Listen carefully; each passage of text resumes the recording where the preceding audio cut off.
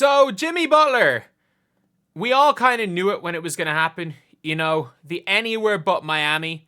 You know, I'll go anywhere but Miami. I'm not going to certain places.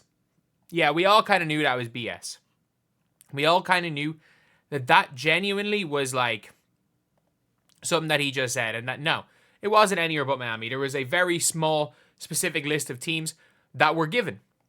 Whatever the list was it like the Mavs? I think it was like the Mavs, the Suns, the was it the Mavs, the Suns, the Warriors, and I can't remember who else. The Rockets. Basically, he gave a short list of a couple.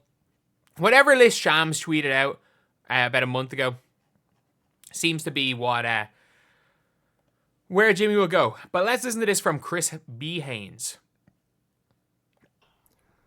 Hey everyone, this is Chris Haynes, and this is your Haynes brief for today. League sources just relayed to me that the Memphis Grizzlies, along with a few other teams, have received word that Miami Heat star Jimmy Butler has no interest in being traded there. So the message is being delivered that a trade should not be attempted to acquire the All-Star forward. What makes this situation a little bit tricky is Jimmy Butler can become an unrestricted free agent this summer. So usually of a player of that caliber, teams like to have some assurance that he's willing to sign long-term or a multi-year deal. So Jimmy, in that regard, does have some leverage. So Jimmy Butler does not care about winning a championship, by the way. Everything is about, Jimmy Butler. Oh, Miami couldn't get these players around me. This is about money. He's going to Brooklyn. He's going to the Brooklyn Nets. He's going to refuse almost every trade. He's going to opt out no matter where he goes. He's going to Brooklyn. Unless it's a team willing to pay him a max, he's going to the Brooklyn Nets. Who wants to go from Miami to Memphis? Phoenix Suns are acquiring Jimmy Butler. With who? Like, Miami have no interest in Brad Beal. With who? Like, you're going to have to find a team to take Bradley Beal. You're going to have to find a team to take Bradley Beal, and you're going to have to find a team not only to take Bradley Beal, because it's not going to be Miami, that Bradley Beal's willing to waive his no trade clause for.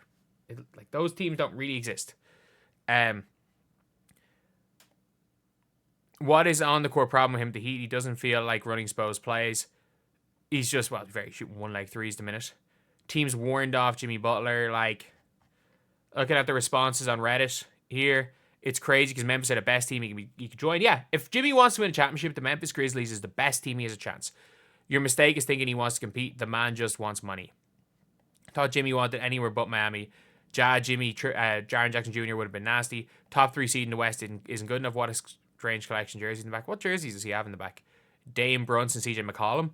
I think I have a stranger set of stuff in my background. I've got a 2K a jersey 2K gave me a few years ago with my old YouTube channel DBG in the back. 2 YouTube plaques and a signed Leeds jersey, soccer jersey in there. We need more of this, straight to the point. Just give us the facts. That's it. I don't think Pat Riley cares what Jimmy wants. Sure, if you're Memphis, why would you trade multiple assets? I genuinely don't think. I think it's going to be, there's a non-zero chance that Pat Riley just says, you know what, screw this. And I'm sorry. Like, everyone's like, Pat Riley needs to be more superstar friendly. LeBron James was leaving in 2014 no matter what Pat Riley did. People are like, if LeBron James got his way. If Pat Riley gave LeBron James the power that every other team did, Eric Spoelstra would have been fired. And people don't realize that. Like, okay, yeah, he didn't pay Dwayne Wade a max. Dwayne Wade came back to Miami.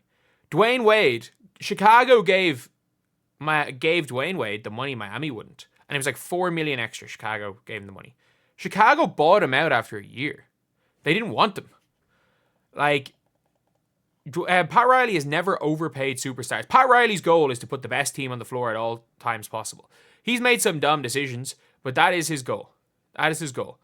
But Jimmy Butler talking about not wanting to be traded to the Memphis Grizzlies. Warriors, do something. Dude's trying to go and get carried to a championship on a team like Thunder, Cavs, Celtics, or Nuggets. Like, there is absolutely no way the Nuggets have the assets to get Jimmy Butler. Miami are not going to take Michael Porter Jr. in that trade. And I think Nuggets over the first apron. I don't even think they can take MPJ because they can't aggregate players. Warriors, do something. Literally a championship team that can offer Miami good assets, and he's saying no. Take Desmond Bane out of there and put Jimmy. Maybe it would be Marcus Smart and something else. But this 5 right here has a shot at winning the ring.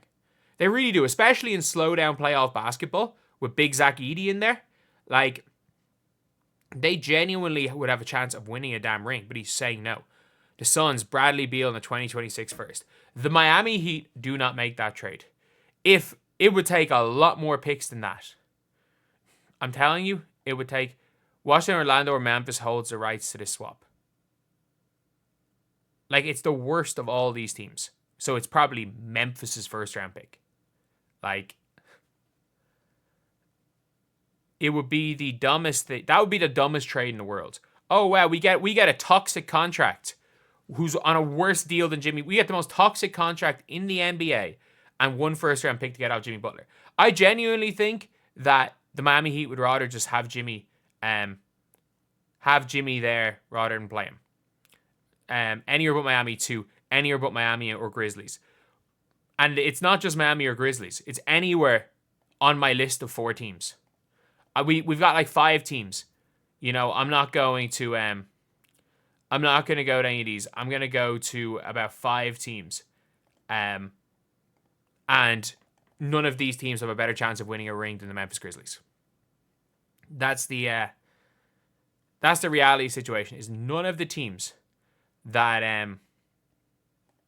the Jimmy Butler could be going to have as much of a chance of winning as the Memphis Grizzlies, but he just doesn't want to go there. Why? Because I don't know. Maybe it's Memphis.